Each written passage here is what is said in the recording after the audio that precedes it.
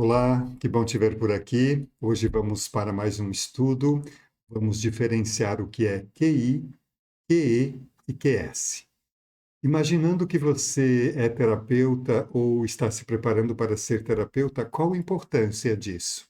Imagine que você recebe um partilhante, um paciente, que tem uma alta habilidade de raciocínio, que tem um banco de memórias incrível que consegue verbalizar muito bem essas construções lógicas de raciocínio. Então, aí nós temos um paciente que tem talvez um alto QI. Mas analisar o ser humano somente pelo seu QI é desconsiderar outros elementos muito, muito importantes. QI é o quociente de inteligência intelectual. O QE é o quociente de inteligência emocional. E o QS é o quociente de inteligência espiritual. Nós que olhamos o ser humano num aspecto integral, analisar alguém somente pelo QI é reduzir esse ser humano, que talvez tenha um alto QI, ou então deixá-lo sem que ele possa exercitar e conhecer e desenvolver outras habilidades emocionais e espirituais. Imagine que você recebe alguém que tem essas características, mas que talvez não saiba lidar com as emoções e nem imagine o que é uma inteligência espiritual. Neste momento, se você tem esse conhecimento, você vai poder perceber isso e vai poder ajudar esse teu paciente a desenvolver habilidades, correto? Então, imagine o mesmo exemplo de antes. Esse cliente tem uma alta capacidade intelectual, mas ele não sabe lidar com a raiva, com o medo, com a tristeza, ele não sabe, talvez nunca se perguntou sobre o sentido da vida dele. Observe que tem como você auxiliar ele de forma muito mais integral. Eu sou Everaldo Aldoni, filósofo clínico e terapeuta transpessoal, e é muito honroso poder compartilhar com você o estudo de hoje, essas nossas reflexões. Importante você saber também que existe a teoria das múltiplas inteligências, que a partir de 1980 ela é desenvolvida. Ela amplia muito a teoria que fala sobre o quociente de intelectualidade, que é o QI. Mas nós não vamos tratar dela aqui. Nós vamos tratar do QI, do QE e do QS, justamente para que você possa ter essa percepção mais ampla.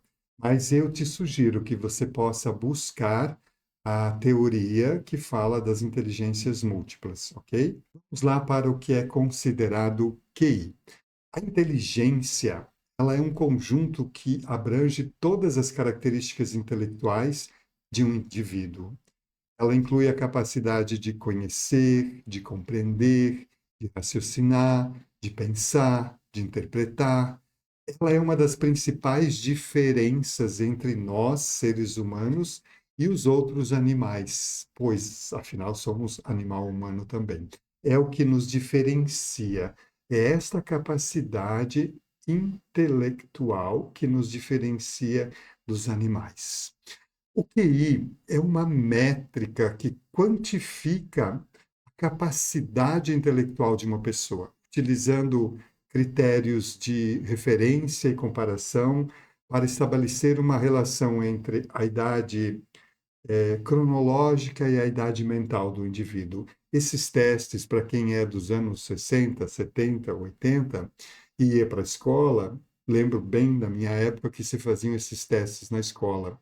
E lá as pessoas faziam o teste e os colegas diziam: Eu tenho, meu QI é tanto, meu QI é tanto. Então, aquele que tinha um alto QI parecia que ele era superior a nós. E hoje a gente tem uma compreensão muito diferente, pois isso é só uma forma ou um aspecto do ser humano, né? Um ser humano que tem um alto QI, mas não sabe lidar com as suas emoções e não tem um sentido e um propósito para a sua vida. Eu sempre trago um exemplo importante. Se o crime organizado fosse, com o perdão da palavra, ignorante ou burro, ou desorganizado, não tivesse capacidade de traçar metas estratégias. Se o crime organizado tivesse um QI menor, seria melhor, não é? Então, tudo depende aonde aplicamos esse QI. Entre os diversos métodos de avaliação, o mais significativo foi criado aí pela época de 1938, 40, na Escócia. E esse método é um método que foi muito aplicado, principalmente nas escolas. Parece estranho, mas era uma forma de classificar os melhores, os mais ou menos, né? E aqueles que eram, de novo, com o perdão da palavra, os mais tolinhos ou os mais burrinhos, né? Então, o QI, ele revela um conjunto de habilidades mentais, verbais e lógico-matemáticas. É uma capacidade muito grande de se comunicar, de poder expressar aquele raciocínio montado, criado, né? É, e isto são características do QI, do quociente de intelectualidade. Vamos falar um pouco mais detalhado dessas características do QI. Capacidade de raciocínio. O que seria isso? Habilidade para solucionar problemas, analisar informações, formular argumentos lógicos. Então, quanto mais alto o QI de alguém, essas habilidades mais serão desenvolvidas. A questão de memória e aprendizagem, e reter aquela informação, compreender os novos conceitos, aplicar esse novo conceito na prática, né?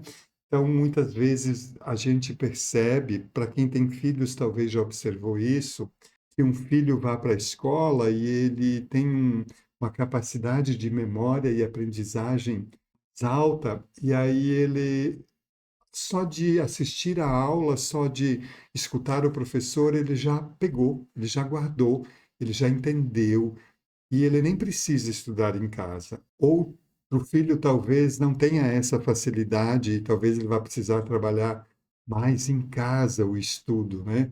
Não quer dizer que são menos valorosos, mas são as capacidades de cada um. Outro item que entra muito nessa questão do QI seria a criatividade e inovação, né? Um pensamento original, consegue gerar ideias, traz aquelas soluções inovadoras para os desafios. É alguém que navega muito bem nesse universo da criatividade, da resolução, de trazer tudo isso, pois ele tem essas habilidades mais fluentes em si. A linguagem e a comunicação é um outro elemento. Tem uma capacidade clara de expressividade, né? É eficaz, domina a linguagem verbal e não verbal. Então, ter um alto QI é olhar para essas características, essas habilidades na estrutura do ser humano. Podemos nos perguntar o que influencia o QI. Primeiro, que a gente precisa considerar, existem os fatores genéticos, né? A hereditariedade desempenha um papel significativo na inteligência, porém, isso não é determinante. Aí nós temos também o ambiente familiar. No ambiente familiar, a gente pode trazer os elementos de estimulação precoce, a possibilidade, o privilégio de ter acesso a uma educação de qualidade, ao suporte familiar, que é crucial para o desenvolvimento intelectual. Aí nós temos outro elemento, além dos fatores genéticos e do ambiente familiar, que é a nutrição, a saúde, né? Uma dieta equilibrada, uma boa alimentação, a parte física, né? Os suplementos, os complementos, e tudo isso interfere no bom funcionamento do cérebro.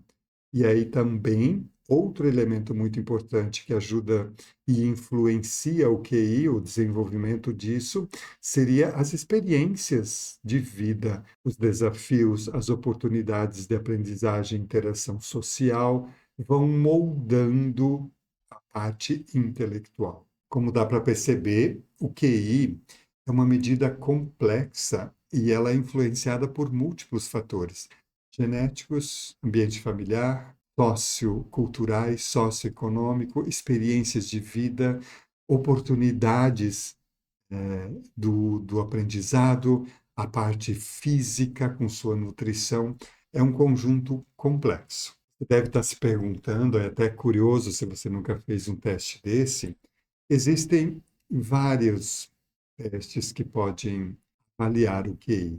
São testes, inclusive, que são gratuitos, são online, e você hoje faz com muita facilidade. Ah, mas então eu fui medido lá quando criança, tenho um QI ao ponto e isso é imutável?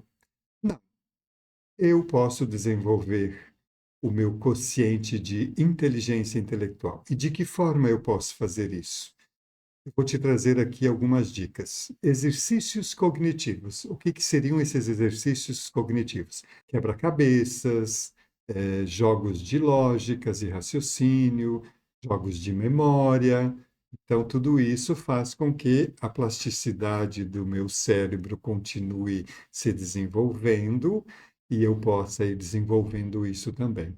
A leitura, novos cursos, explorar novos temas, ampliar o conhecimento sobre algo que me interessa, né?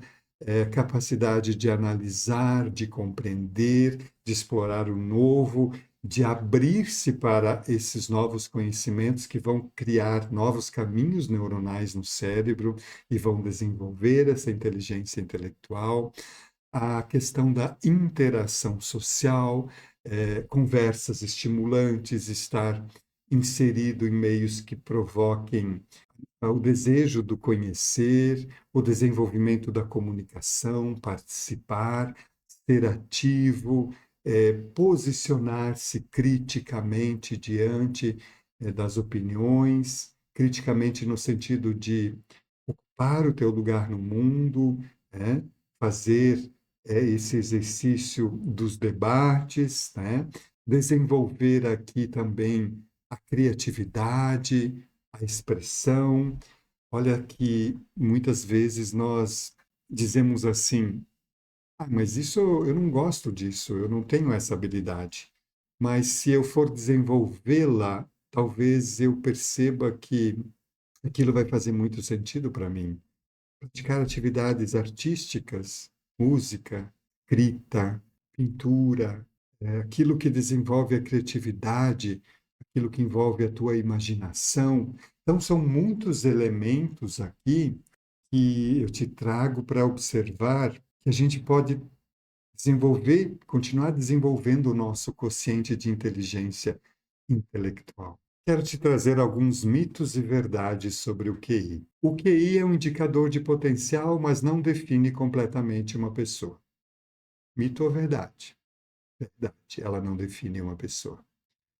O QI é fixo e inalterável. Mito. O QI, ele não é inalterável. Como a gente já viu há pouco, a gente vai desenvolvendo ele, sim. Existem diferentes tipos de inteligência. Essa você vai saber a resposta, se é mito ou verdade, porque existem diferentes tipos de inteligência.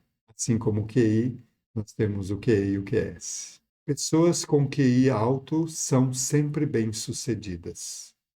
Mito ou verdade?